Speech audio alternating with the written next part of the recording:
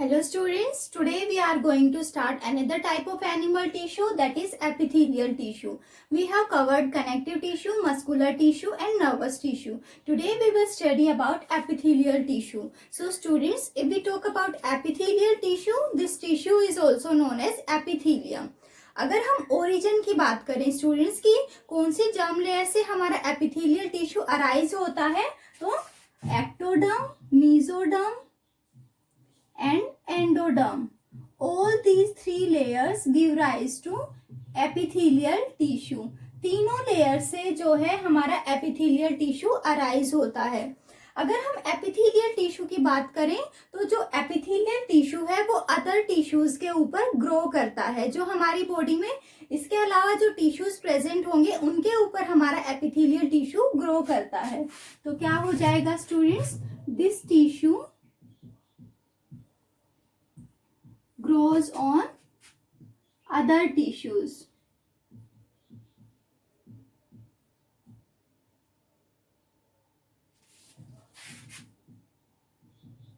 क्या होगा स्टूडेंट्स, ये टिश्यू जो है अदर टिश्यूज पे ग्रो करता है.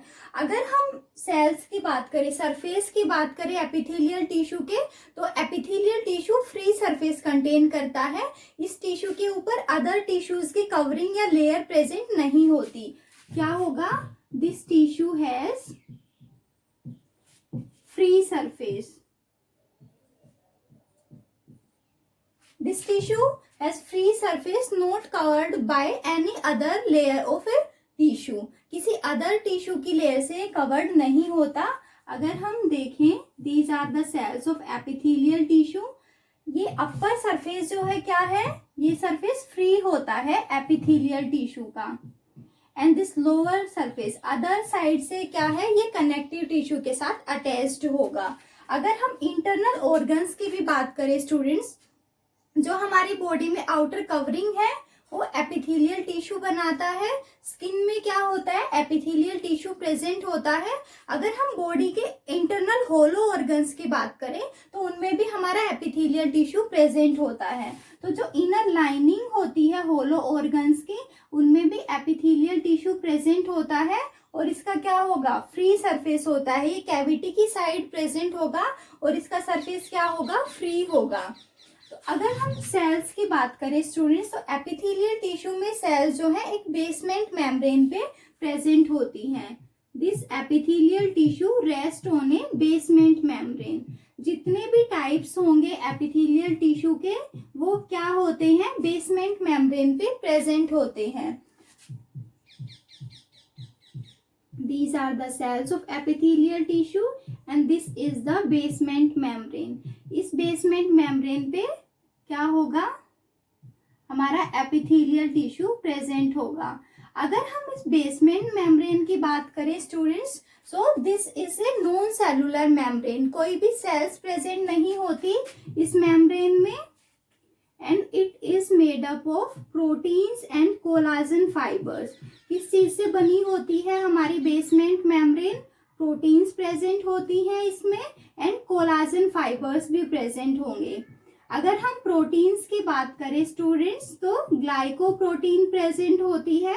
ग्लाइकोप्रोटीन कौन से प्रोटीन्स होती हैं, जिन प्रोटीन्स के साथ कार्बोहाइड्रेट अटैच्ड होता है. तो बेसमेंट मेम्ब्रेन पे एपिथेलियल टिश्यू रेस्ट करता है, एपिथेलियल टिश्यू प्रेजेंट होता है. बेसमेंट मेम्ब्रेन नॉन सेलुलर होती है, कोई सेल्स प्रेजेंट नहीं होती. इसमें glycoproteins and collagen fibres present होते हैं. अगर हम ब्लड सप्लाई की बात करें स्टूडेंट्स, तो ब्लड वेसल्स जो है एब्सेंट होती है. ब्लड वेसल्स प्रेजेंट नहीं होती एपिथेलियल टिश्यू में. तो क्या होगा, ब्लड सप्लाई एब्सेंट होगी. This tissue is avascular. Avascular का मतलब होता है कि ब्लड सप्लाई नहीं होती. सो ब्लड सप्लाई एब्सेंट होगी. ब्लड वेसल्स जो है यहाँ कनेक्टिव टिश्यू में प्रेजेंट होंगी और यहाँ से जो है बेसमेंट मेम्ब्रेन के थ्रू डिफ्यूजन की हेल्प से न्यूट्रिएंट्स एंड गैसियस एक्सचेंज होता है एपिथेलियल टिश्यू में. तो क्या होगा students, with the help of diffusion, exchange of gases takes place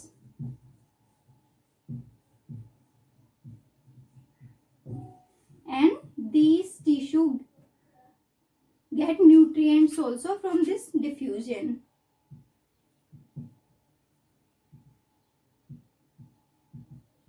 क्या होगा स्टूडेंट्स, ब्लड सप्लाई एब्सेंट होती है बेसमेंट मेम्ब्रेन के थ्रू डिफ्यूजन की हेल्प से एपिथेलियल टिश्यू जो है गैसेस एक्सचेंज करता है और न्यूट्रिएंट्स लेता है। अगर हम नर्व्स की बात करें स्टूडेंट्स, तो नर्व्स क्या होती है, नर्व सप्लाई होती है, इसमें नर्व्स प्रेजेंट होंगी एपिथेलियल टिश्यू में। क्या होगा, ब्लड वेसल्स एब्सेंट होती हैं लेकिन नर्व्स जो है प्रेजेंट होती हैं। अगर हम टाइप्स की सेल्स की शेप्स की बात करें स्टूडेंट्स, तो डिफरेंट शेप्स की सेल्स प्रेजेंट होती हैं एपिथेलियल टिश्यू में, like cuboidal cells, columnar cells, polygonal cells. These are the different shapes of the cells which are present in epithelial tissue. Cuboidal की अगर हम बात करें तो इसमें क्या होगा, सेल्स जो है क्यूब लाइक होती है, क्यूब शेप में सेल्स प्रेजेंट होती हैं। कोलमनर में क्या है, pillar like cells, long cells present होंगी। पिलर शेप में जो है पिलर लाइक शेप होती है कोलमनर सेल्स की।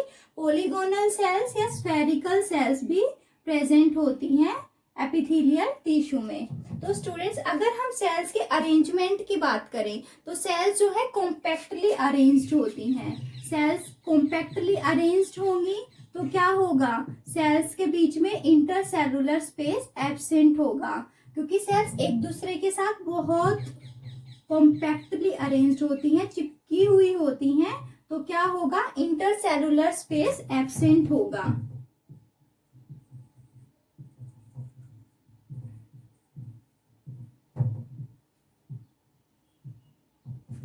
ये सेल्स जो है एक दूसरे के साथ कॉम्पैक्टली अरेंज्ड होती हैं, जंक्शंस बनाती हैं, एक दूसरे के साथ अटैच्ड होती हैं, जैसे टाइट जंक्शन, डेस्मोसोम्स। ये जो जंक्शंस है दो सेल्स के बीच में प्रेजेंट होते हैं, ये एक दूसरे के साथ कॉम्पैक्टली अरेंज्ड होती हैं। अगर हम टाइप्स की बात करें स्टूडेंट, प्रोटेक्टिव जो हमारा एपिथेलियल टिश्यू होता है वो बॉडी में एक प्रोटेक्टिव कवरिंग बनाता है, बॉडी को प्रोटेक्ट करता है, और this tissue act as a barrier. क्या होता है, this tissue acts as a barrier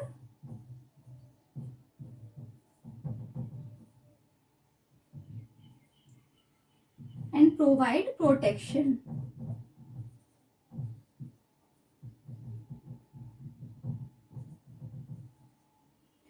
तो क्या होगा students, epithelial tissue other tissues पे ग्रो करता है, इसके सरफेस फ्री होता है, फ्री सरफेस कंटेन करता है। ये टिश्यू जो है बेसमेंट मेम्ब्रेन पे प्रेजेंट होता है। बेसमेंट मेम्ब्रेन नॉन सेलुलर होती है, ग्लाइकोप्रोटीन्स एंड कोलाजन फाइबर्स की बनी होती है। डिफ्यूजन की प्रोसेस से बेसमेंट मेम्ब्रेन के थ्रू जो है एपिथेलियल टिश्यू न्यूट्रिएंट्स लेता है एंड गैसियस एक्सचेंज करता है। अगर हम सेल्स की बात करें तो डिफरेंट शेप्स की सेल्स प्रेजेंट होती हैं एपिथेलियल टिश्यू में, और सेल्स जो है कॉम्पैक्टली अरेंज्ड होती है, इंटरसेलुलर स्पेस जो है एब्सेंट होता है सेल्स में। ये टिश्यू जो है बैरियर की तरह, फिजिकल बैरियर की तरह एक्ट करता है और प्रोटेक्टिव लेयर प्रोवाइड करता है बॉडी को। सो स्टूडेंट्स, अगर हम डिफरेंट टाइप्स की बात करें एपिथेलियल टिश्यू के, तो there are two types of epithelial tissue on the basis of layers of cell. क्या होगा, लेयर्स ऑफ सेल्स के बेस पे क्या दो टाइप का टिश्यू प्रेजेंट होता है कि सेल्स कितनी लेयर्स में अरेंज्ड होती हैं। तो क्या होगा students, on the basis of layers of cell there are two types of epithelial tissue, simple epithelial tissue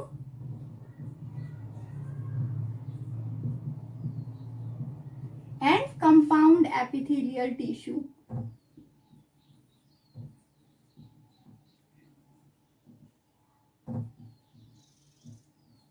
अगर हम सिंपल एपिथेलियल टिश्यू की बात करें स्टूडेंट्स, तो सिंपल एपिथेलियल टिश्यू में सेल्स जो है सिंगल लेयर में प्रेजेंट होंगी। क्या होगा students, cells are present in single layer.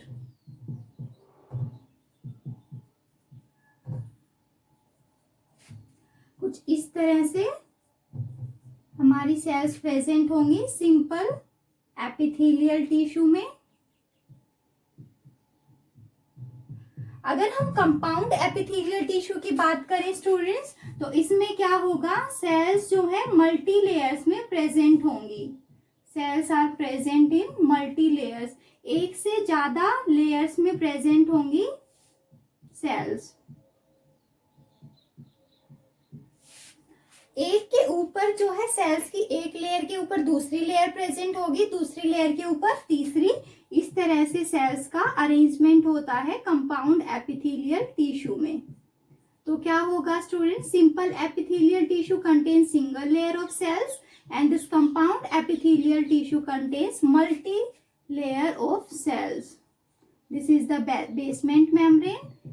Epithelial tissue के जितने भी टाइप्स होंगे वो बेसमेंट मेम्ब्रेन पे प्रेजेंट होगा हमारा एपिथेलियल टिश्यू। तो अगर हम लेयर्स के बेसिस पे बात करेंगे, सेल्स की लेयर्स के बेस पे, तो there are two types of epithelial tissue, simple epithelial tissue and compound epithelial tissue. Simple में क्या होगा, सेल्स सिंगल लेयर में प्रेजेंट होंगी और कंपाउंड में सेल्स मल्टी लेयर में प्रेजेंट होंगी। कंपाउंड एपिथेलियम में सेल्स मल्टी लेयर्स में प्रेजेंट होंगी, इसको हम स्ट्रेटिफाइड एपिथेलियल टिश्यू भी कहेंगे, स्ट्रेटिफाइड एपिथेलियल टिश्यू। अगर हम सेल्स की शेप के बेस पे बात करें स्टूडेंट्स, तो एपिथेलियल टिश्यू का classification on the basis of shapes of cell. There are three different types of epithelial tissue. On the basis of shapes of cells, epithelial tissue जो है तीन टाइप का होता है। Squamous epithelium,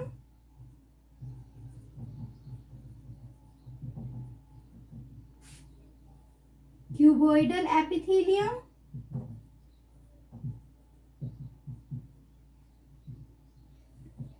and columnar epithelium।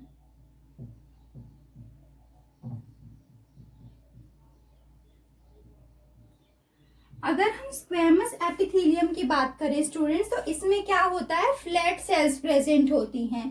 क्या होगा, in this flat cells are present.